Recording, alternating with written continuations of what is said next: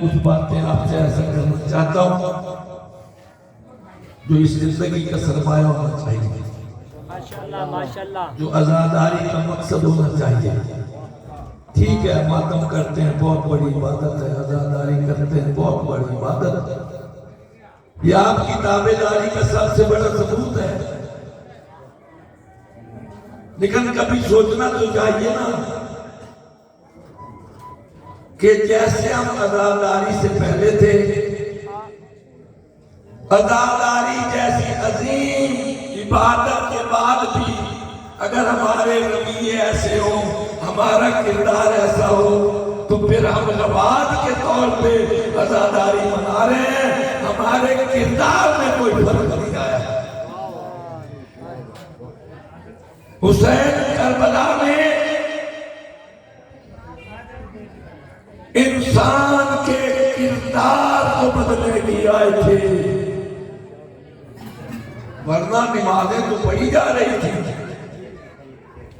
रोजे तो रखे जा रहे थे, कुरान के 18,000 कारी थे जिन्होंने हुसैन के खिलाफ कत्ल का फतवा दिया।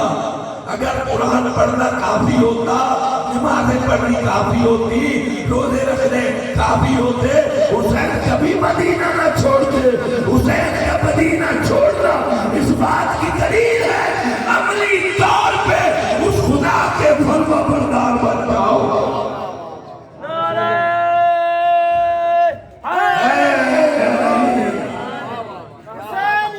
जिंदाबाद जिंदाबाद।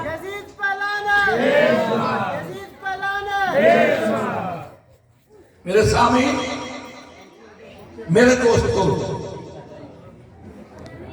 आज मैं कुछ सवाल करके अपनी तकरीर को आगे बढ़ाता हूं। हमारे मुल्क में जमहूरी हुकूमत है ना, और जमहूरी हुकूमत में हुकूमत करने का हक उसे ही हासिल है जिसके साथ बंदों की तादाद ज्यादा हो, चाहे एक मेंबर की तादाद ज्यादा हो। जमहूरियत उसे अपना खलीफा मानती है, अपना वजीर आजम मानती है, अपना सदर मानती है। जब वो खलीफा बन जाता है, जब तक उसके साथ अक्सरियत रहती है, उसकी हुकूमत रहती है, वो हिज़्ब इख्तिलाफ को मजबूर नहीं करता कि तुम भी मेरे साथ मिल जाओ, कि जब तक तादाद है उसकी हुकूमत है। अक्सरियत ने यजीद की हुकूमत को तस्लीम कर लिया था, हाथ पे बैठ कर ली थी। एक हुसैनी रह गए थे ना, अक्सरियत किसके साथ थी? विलायत मेरे साथ। मैं रस्मी मजलिस से पढ़ने का आदी नहीं, मजलिस से वो पढ़ता हूँ जिसमें कोई पैगाम जरूर। अक्सरियत किसके साथ थी? पढ़े लिखे दोस्त बैठे, वकील बैठे, एडवोकेसी करेंगे। अक्सरियत किसके साथ थी? यजीद के साथ। उसे फिर हुकूमत का हक था। एक हुसैन इनकार कर रहे थे तो बाकी अक्सरियत में नजर ही नहीं चाहता है कि हुसैन भी मेरी बात करे। वो इस नतीजे पे पहुंचा कि सारी दुनिया भी मेरी बात करे, मेरी हुकूमत को दबाव नहीं, जब तक दीन का वारिस मेरी हुकूमत का इनकार करता रहेगा।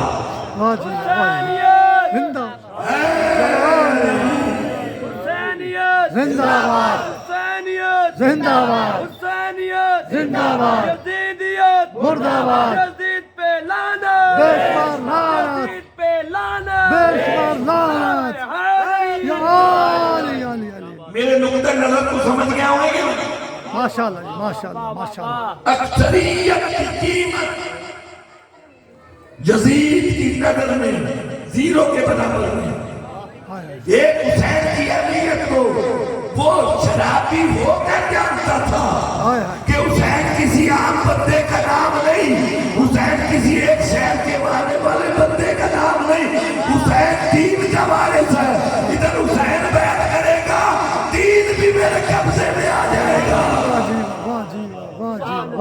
واہ جی واہ جی اچھا یزید جیسا مدہوش شخص، یزید جیسا شرابی شخص حسین کی فضیلت سمجھتا ہے تو خدا کے قسم حسین اپنی اہمیت نہیں سمجھتے، حسین اپنی ذمہ داری نہیں سمجھتے کہ میری آپ کا ذمہ داری ہے، میں نے بیعت کرنی ہے کہ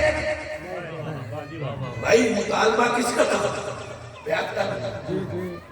پھر مولا حسین کو نتیجہ نکالنا چاہیے تھا کہ بیعت دو ہی چیزیں ہیں، یا بیعت نہیں کرنی یا کرنی۔ حسین نے سوچا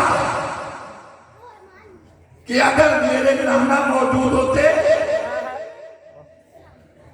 تو مجھ سے کوئی بیعت کا سوال نہ کرتا۔ نہیں ہے میرے نانا، میرے بابا ہوتے پھر میرے پاپا سے بیعت کا سوال کیا جاتا، مجھ سے کوئی نہیں پوچھتا۔ اگر وہ بھی نہ ہوتے اور میرے بھائی حسن ہوتے تو پھر ان سے بیعت کا مطالبہ ہوتا، مجھ سے کوئی بیعت نہ مانگتا۔ آج وہ بے شک نہیں ہے، اگر میں بیعت کرتا ہوں تو لوگ کہیں گے حسن ہوتے تو وہ بھی یزید کی بیعت کر لیتے، علی ہوتے وہ بھی کر لیتے، اللہ کے رسول ہوتے وہ بھی کر لیتے۔ حسین نے فقط اپنی حقانیت کو نہیں بچایا، بابا کی امامت کو بچایا ہے، نانے کی رسالت کو بچایا ہے۔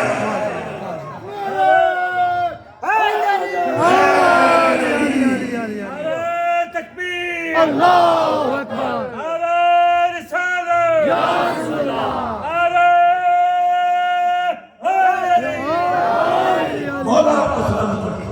ماشاء اللہ جی ماشاء اللہ۔ اگر رسول ہی بیعت کر لیتے اس لائن کی تو پھر دین رہتا تھا۔ آج ہم کیوں کہتے ہیں سردار ندار در دست یزید حقا کے بلا الہ الا حسین، یزید کی ہاتھ میں ہاتھ نہ دے کر قیامت تک اللہ کے اس عظیم بندے نے دین کی عمارت کو بنیاد فراہم کر دی۔ بے شک وہ بھی مدینہ میں نمازیں پڑھ سکتے تھے، روزے رکھ سکتے تھے، حجیں کر سکتے تھے، زکات۔ واہ جی واہ جی واہ، بے شک بے شک۔ لیکن مدینے کی نمازوں کو ترک کیا، روزے دشت میں رکھ لیں گے، جنگل میں رکھ لیں گے۔ میں چاہتا ہوں فقط میری نمازیں نہ بچے، میرے نانے کی امت کی نمازیں بچ جائے، میرے نانے کا قرآن بچ جائے، میرے نانے کا دین بچ جائے۔ خدا کی قسم یہ مشکل قدم تھا، لیکن حسین مشکل کشا کا بیٹا تھا۔ کسی مشکل کو خاطر میں نہ لا کر سارے عدل کے ساتھ چل پڑا۔ یزید تم اپنا زور لگاؤ، حسین اپنا زور لگاتا ہے۔ چیلنج ہے نا، چلے حسین جیسے، اور چلتے ہوئے کیا کہہ رہے ہیں کہ میں کسی شر اور فساد کے لیے نہیں نکلا، میں کسی جائیداد کی لالچ میں نہیں نکلا، میں حکومت کی طرف سے نہیں نکلا۔ میری خواہش ہے کہ میرے نانا کی امت کی اصلاح ہو جائے، اس لیے مجھے جو بھی قیمت چکانی پڑی حسین اس قیمت کو ادا کرنا۔ تبھی تو علامہ اقبال نے اس عظیم بندے کی تعریف کی۔ خدا کے بندے تو ہے ہمارے، بنوں میں پھرتے ہمارے بارے، میں اس کا بندہ بنوں گا جس کو خدا کے بندوں سے پیار ہوگا۔ حسین کو فقط اپنی ذات سے پیار نہیں تھا، نانے کے ادنا امتی سے لے کر اعلیٰ امتی تک ہر بندے سے پیار تھا کہ یہ جہنم میں نہ جائے، یہ جنت میں چلا جائے۔ واہ جی قیمت چکانا، چلے گھر سے. اور غرض کیا ہے؟ سوال کرنے کا حق رکھتا ہوں نا. غرض کیا ہے؟ کہ میرے نانا کی امت کی اصلاح ہو اصلاح ہو جائے. تو آج مولا حسین کے نام پہ برپا کی جانے والی مجلسوں کا رنگ کیسا ہونا چاہیے؟ اگر حسین گھر سے اصلاح کے لیے لگے رہے ہیں تو حسین کی مجلسیں کیسی ہونی چاہیے؟ اصلاح کی. اصلاح کے لیے، بے شک. جب فقط ٹائم پاس کرنے کے لیے نہیں، اصلاح کی. اصلاح کے لیے. اور اصلاح کیا ہے؟ دنیا کی محبت دل سے نکالنی پڑے گی، خدا کی محبت سے لاؤ نکالنی پڑے گی. بے شک بے شک. ٹھیک ہے؟ آپ کو بچے پیارے نہیں؟ آپ کو بھائی پیارے نہیں؟ سب سے بڑی بات آپ کو جان کر حسین کو بھی بیٹے پیارے تھے، اور بیٹے بھی عام نہیں، بیٹے بھی اکبر جیسے تھے، بیٹے بھی سجاد جیسے تھے. آپ کو بھائی پیارے ہیں، کیا حسین کو بھائی پیارے ہیں؟ اور جس کے علم سے آج تک آپ کو پیار ہو، وہ حسین کتنا علماء والوں سے پیار کرتا ہوگا. پیارا تھا، پیارا تھا. مولا فرماتے ہیں خدا نے مجھے تمام انعامات سے نوازا تھا. جب نانے کی شکل دیکھنے کا دل کرتا تھا میں اکبر کا چہرہ دیکھتا تھا، اور جب بابا علی کے چہرے کا دل کرتا تھا میں عباس کے چہرے کی زیارت کرتا تھا. اتنے قیمتی باپ کے بیٹے ہیں عباس، اتنے قیمتی ہیں اکبر. اور پیغام دے رہا ہوں، آج کا دن نا اکبر کی اذان سے شروع ہوا. آج کے دن کے سپہر تک مولا حسین کے لیے ایک انتخاب تھا. تھوڑا سا غور کریں، بس میں ختم کر رہا ہوں. کبھی اکبر کی جوانی کو دیکھتے ہیں، دل میں کہتے ہیں اس جیسا جوان کائنات میں نہیں. پھر دین کی ڈوبتی ہوئی کشتی کو دیکھتے ہیں، خیال تو آتا ہوگا نا بیٹا بچاؤں یا اللہ کا دین بچاؤں. یہ سوچتے تو ہوں گے نا. سوچ اپنی انتہا کو جب پہنچتی ہوگی تو حسین کیا فیصلہ کرتے ہوں گے؟ اس جیسے کروڑ اکبر ہوں، میں اللہ کے دین پہ قربان کرنا چاہتا ہوں کہ اللہ کا دین بچ جائے. پھر عباس کی کڑیل جوانی کو دیکھتے ہیں، پھر سوچتے ہیں عباس کو بچاؤں یا دین کو بچاؤں. نتیجہ کیا نکالتے ہیں کہ عباس لاکھوں بھی ہو، اللہ کا دین مجھے پیارا ہے. تو بھائی نتیجہ کیا دے رہا ہوں؟ جب حسین نے اتنے پیارے افراد دین پہ قربان کر کے اللہ کے دین کو تحفظ فراہم کیا، آج حسین کے نام پر دین کی پابندی شروع کرنے کا پڑ جائے، پھر حسین کو کیا جواب دکھاؤ گے؟ اور مولا حسین کے پاس ہم نے جانا ہے کہ نہیں جانا؟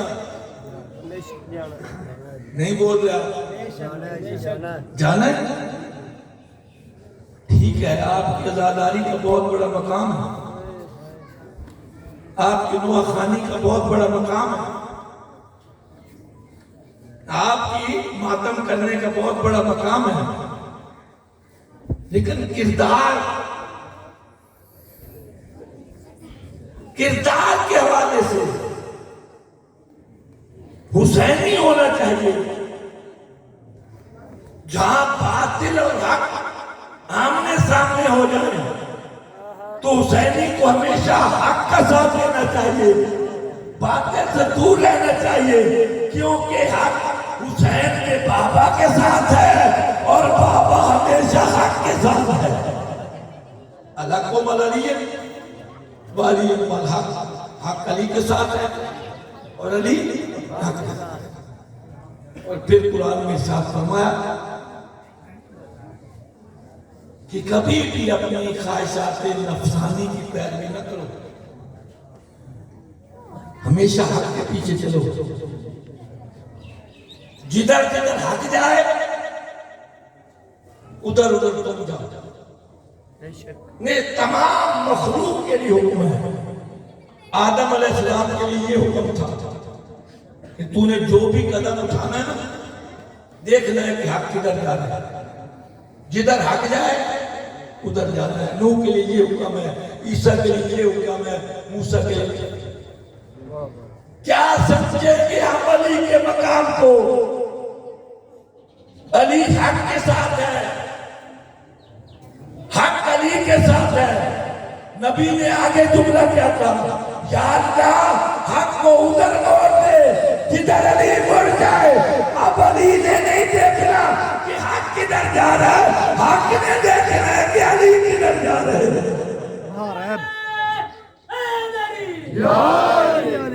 علی نے نہیں دیکھنا کہ حق کدھر جا رہا ہے، حق نے دیکھنا کہ علی کدھر جا رہا ہے۔ علی کا رخ کیا ہے؟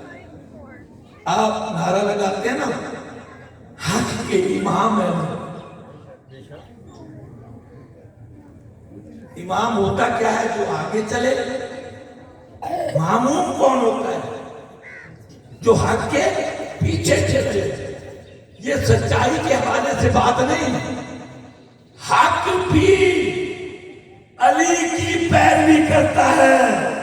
جدھر حق جائے وہ پھر دیکھے گا کہ علی کدھر جا رہا ہے۔ خوش قسمت ہے آپ لوگ کہ اللہ نے علی جیسا امام تجھے عطا فرمایا۔ سبحان اللہ، ماشاءاللہ، نعرہ حیدری۔ حسین جیسا بیٹا ہے علی کا، وہ امام کے طور پہ تجھے عطا کیا ہے۔ پھر اپنی زندگی کی ہر رخ کو دیکھو کہ ہم عملاً بھی حسینی ہیں کہ صرف قول کے حوالے سے حسینی نہیں۔ حسینی بننا ہے تو کردار حسینی بھی اپنانا پڑے گا۔ اگر دین پہ بن جائے پھر بیٹوں کو پیارا نہیں کرنا، پھر مال کو پیارا نہیں کرنا، پھر جان، بے شک، تب تو ہماری روش ہے حسین جیسے۔ اگر ہم ایسے تو راہے پہ آ جائیں جہاں دنیا ایک طرف ہو، دین ایک طرف ہو، اب دین کو چھوڑ کے دنیا کی طرف چل جائے، وہیں سے حسین اور آپ کا راستہ جدا ہو جائے گا۔ اگر دین پہ چلو گے تو ہمیشہ حسین کے راستے پہ چلتے جاؤ گے۔ اللہ اکبر، یا رسول اللہ،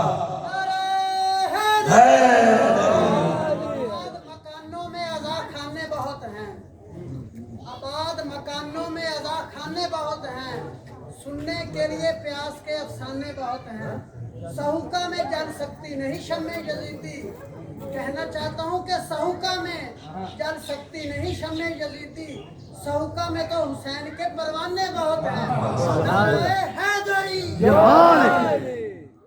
میں کہتا ہوں آپ کی تو تعداد زیادہ ہے، صحیح معنوں میں حسینی ایک بھی ہونا تو آپ کو مقابلہ کر لینا چاہیے۔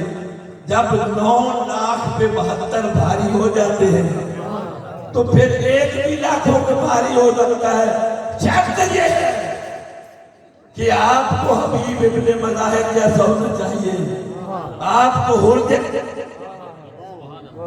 آپ کو نافع ابن حلال جیسا ہونا چاہیے، آپ کو بریر خمدانی جیسا، واہ جی واہ، واہ جی واہ۔ آپ کو جون ابشی جیسا ہونا چاہیے۔ ہے کربلا کی یہ رات گزری ہے نا، تو مولا نے اپنے صحابہ سے خطاب فرمایا اور کہا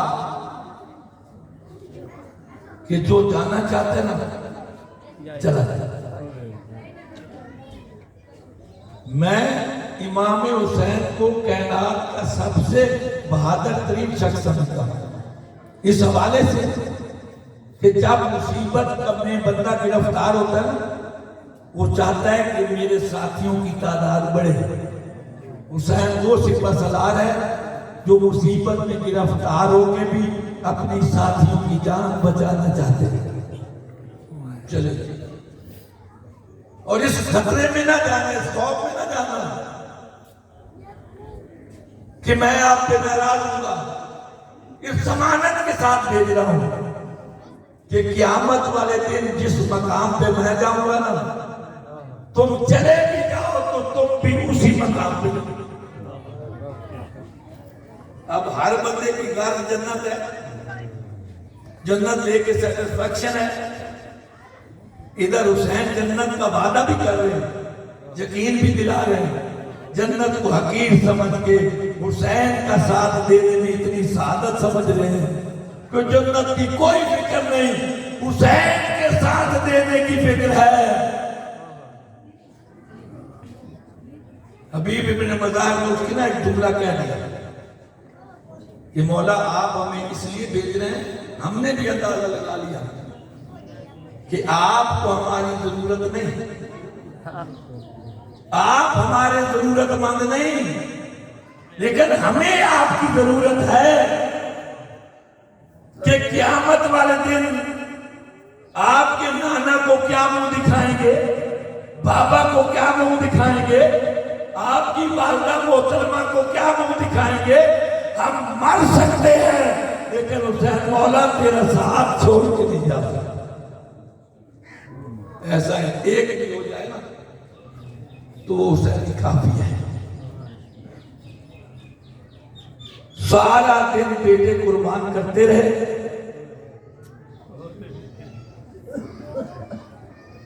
اکبر کی جوانی سے شروع ہوئی قربانی حسین۔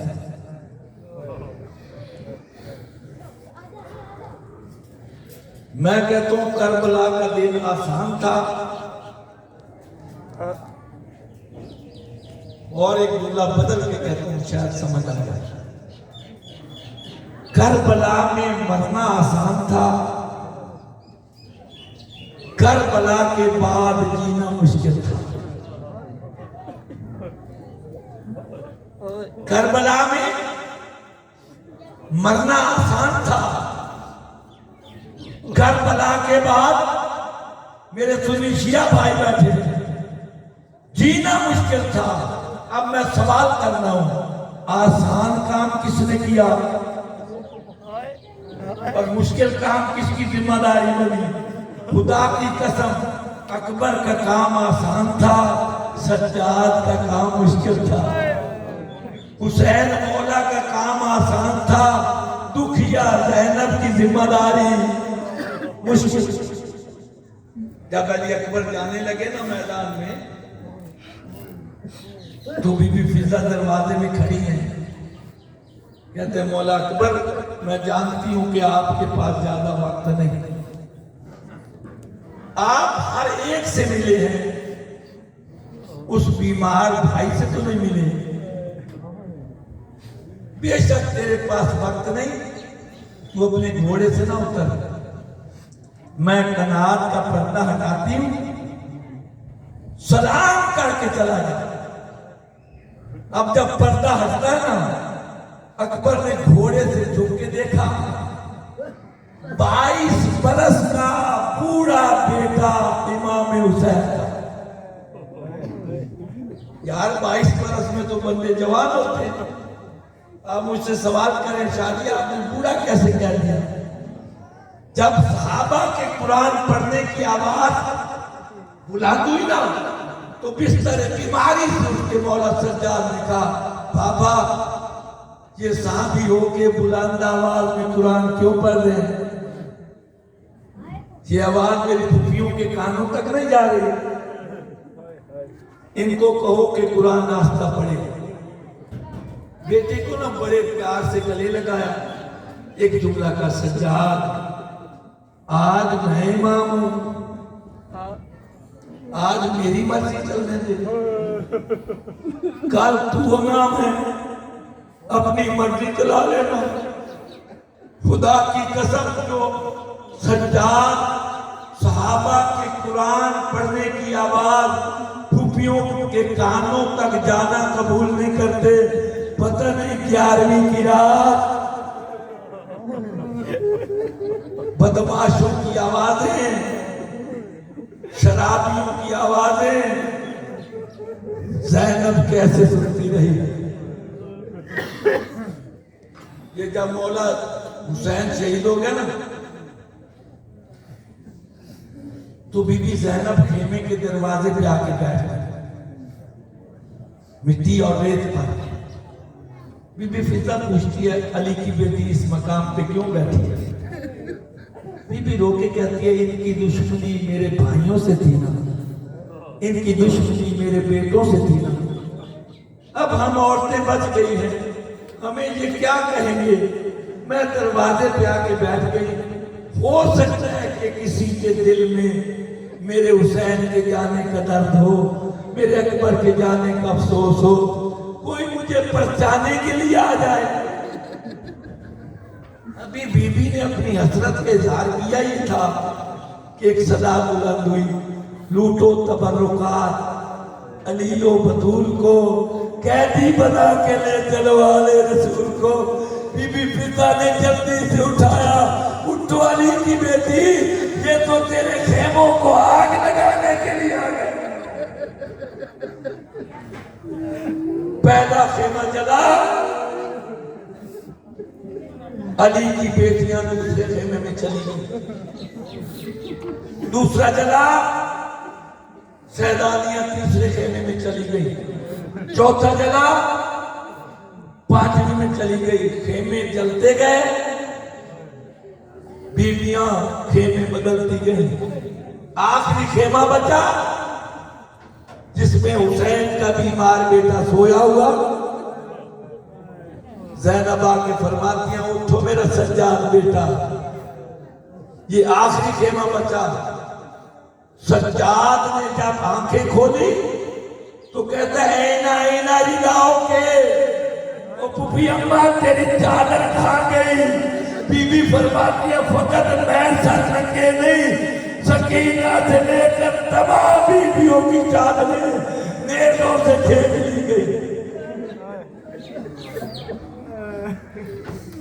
بی بی فرماتی ہے عالمہ غیر معلومہ ہے, ایک شریعت کا مسئلہ بیان کے بات ختم کرنا چاہتا ہوں. کیا بی بی نہیں جانتی تھی کہ خودکشی کرنا حرام ہے؟ عالمہ غیر معلومہ ہے, دین کے وارثوں کی بیٹی ہے, لیکن مولا سجاد سے سوال کرتے بیٹا ہم نے باہر جانا ہے کہ جل کے مر جانا. اب جل کے مرنا خودکشی کے مترادف تھا. جانتے پوچھتے ہوئے بی بی نے کہا مجھ زینب کو پردہ اتنا پیارا ہے, جل مرنا قبول ہے, لیکن بن چادر کے خیموں سے کیسے نکلوں کہ اگر امام اجازت دے دے نا تو جل مروں گی, لیکن سر ننگے چادر سے نہیں نکلوں. جب مولا نے کہا نا اماں نکل جاؤ, سجاد دیکھو نا میرے سر پہ چادر نہیں, کہا بی بی بال کھول دو. سیدہ نے بال کھولے, کربلا کی ریت اٹھائی, سیدہ کے سر میں ڈالی. پھوپھی اماں آپ کا پردہ بن گیا. ساری بیویاں نکل گئی. 4 سال کی بچی بیٹھی ہیں. سجاد پوچھتا سکینہ بہن آپ کیوں نہیں نکلتی؟ رو کے فرماتی ہیں باقی بیویوں کے بال لمبے تھے, انہوں نے چہرے کے پردے بنا لیے, وہ میرے بال چھوٹے ہیں. میں ثانیہ زہرا ہوں, میں حسین کی بیٹی دیکھتی ہوں میں کیسے سر ننگے باہر نکل جاؤں ماتم حسین